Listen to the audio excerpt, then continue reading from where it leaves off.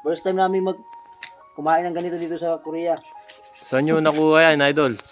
Doon sa sa bahay ng Abalon. Ah, oo, marami nga dyan.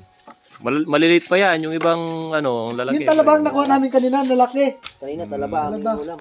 Ba't kunti lang? Ayos. Yung talabang nakuha namin, ito yung talabang. Kung alam, tawa nga si boss, dahil marami kami dyan talaba, tawa nga si boss, kung kinakain daw.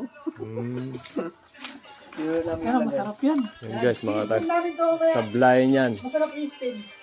Ayun, Namis. dami yan kanina. Ayan. Talaba. Talaba? Paano dami? Oo. I-steam namin mamaya. Ba't sinali niyo yung Sinali yan lahat. kasama na yan? Pinagtatawanan kami ni boss. Tawang-tawa siya. Tawag lang si boss kanina. Yung kinukuha naman.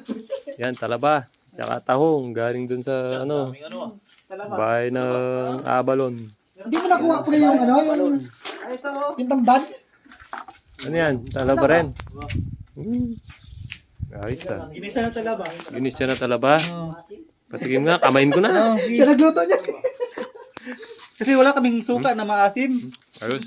Ayos, pre. Sarap. Kilawin sa lang labas. Kilawin. Alam yung asin. Sablayan and Cebu.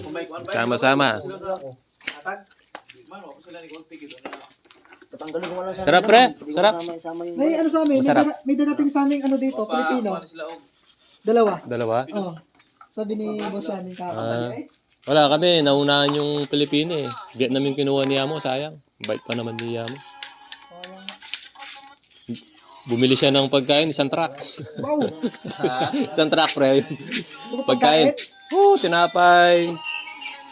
Tinapay. Ulam. Beer. Lahat, soft drinks, pati ice cream. Kaya nakita ko kayo sa inyo na tinanong kita kung di ba may dumating sa amin na 40 piraso na Pilipinas. Tinanong kita kung kumuha si boss mo. Hindi na. Pero gusto niya, Pilipino. Pilipino sana. Mga kasi, yung mga Vietnam, medyo sa... Tutulog kanina, kami na lang natira. Inaanap niya yung mga Vietnam. Naginuman, natulog. Kami natira doon sa, asan yung mga Vietnam? Sabi niya gano'n. Kanina pa wala, pag alis mo, umalis na sabi ko. Ewan, taga Cebu yata yung mapupunta dito kasi sabi ni Richard, may Cebu daw alis eh. Pero sa 13. 13 nang dating. hindi. Wala pa sila. Hindi pa sila. Yun guys, mga Cebu, Sablayan. Paalam sa inyo, isang linggo na lang. Wala pa sila sa Pidos. Isang linggo na lang, kaibigan. Bye-bye na. Uwi na siya ng Pilipinas. Nagkaon sila sa Pidos. Bilang mga pre, nasigarilyo pre. Ikaw na?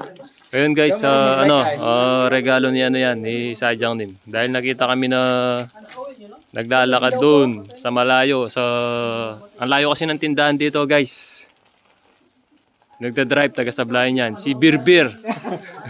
Tama pre, pakita natin yung tag pre. Pakita natin yung tag. Bagong-bago pa yan. Si Babaero. Ayan guys, bago pa yan.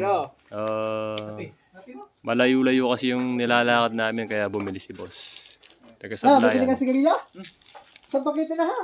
Ito yung mga swerte. Taga Sablayan. Balik-balik. Pang isang kalang ito. Walang broker's fee sila. Ang ganda ng... Pre, magkano nagastos mo doon sa inyo? Hindi naman nata umabot ng 50k, no? ng 70. O 70, pero wala siyang broker's fee. Yan guys, ganyan kabait yung amo namin. Magaan yan pre, subukan mong Maganda. Oo. Pre, ikaw na pre. Kung sa atin, nasa magkano to? Mga 25k plus. 25K, no? Oo. Ganda oh. Oh, ang gaan. Ganda. Bags na pa, na siya yung tawag nito? Bags na siya na. 25k peso sa pera natin, pataas yun. Ang tatak niya ay... Sana all, taga Sablayan, walang broker's fee. Yeah.